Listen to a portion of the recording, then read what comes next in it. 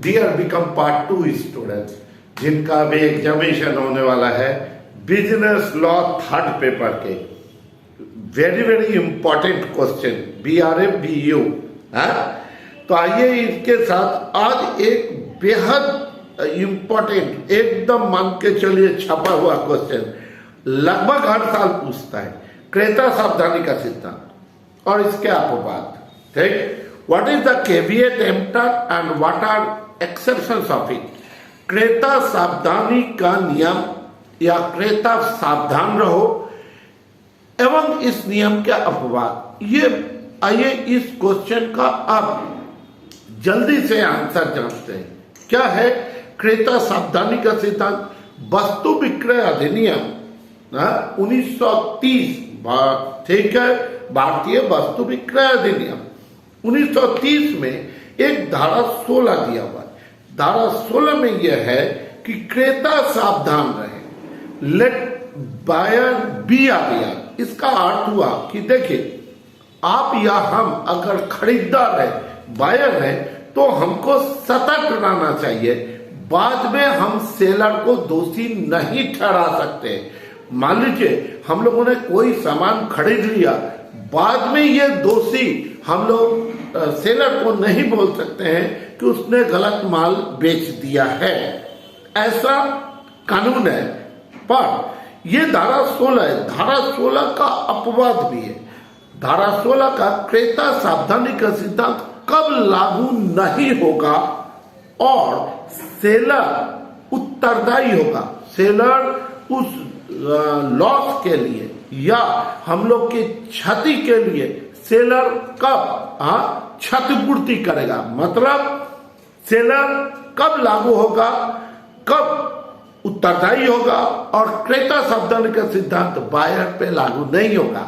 तो देखिए condition first, उद्देश्य प्रकट किए जाने पर। मान लीजिए आपने सेलर को कोई उद्देश्य अपना प्रकट कर दिया है, जैसे आपको एक मोटरसाइकिल चाहिए जो ठीक बैटरी पे चले, तो आपने उद्देश्य क्लियर कर दिया।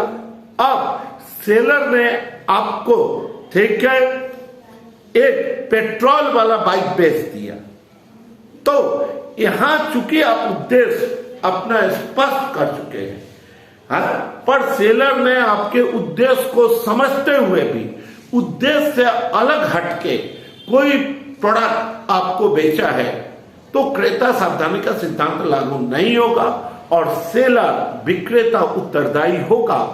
2, वर्णन द्वारा विक्रय की दशा में। वर्णन द्वारा विक्रय, अगर क्रेता ने अपने वर्णन के माध्यम से वस्तुओं को दिखा दिया है, समझा दिया है, किसको? सेलर को। इसके बावजूद सेलर ने वर्णन को समझते हुए भी सही माल नहीं बेचा है, क्रेता सावधानी का सिद्धांत लागू नहीं होगा, सेलर विक्रेता उत्तरदायी होगा। 3, व्यापारिक परंपरा रीति रिवाज के अनुसार, अगर प्रोडक्ट व्यापारिक रीति रिवाज और परंपरा के अंतर्गत बेचा गया हो, जैसे दुधारू गाय बेचा गया, तो दुधारू गाय का मतलब हो गया गाय दूध देगी, पर व्यापारिक परंपरा के अनुसार तब गाय दूध नहीं दी, क्रेता सावधानी का सिद्धांत लागू नहीं होगा।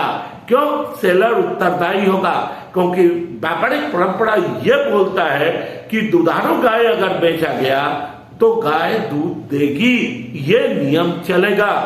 और आइए नमूने की दशा में, अगर विक्रेता ने कोई नमूना दिखा दिया कि भैया इस टाइप का सामान होगा, ठीक है, आपको विक्रेता ने चावल का नमूना दिखा दिया, जब आप घर गए आप बोरा खोले तो पता चला चावल अलग था, क्रेता सावधानी का सिद्धांत लागू नहीं होगा।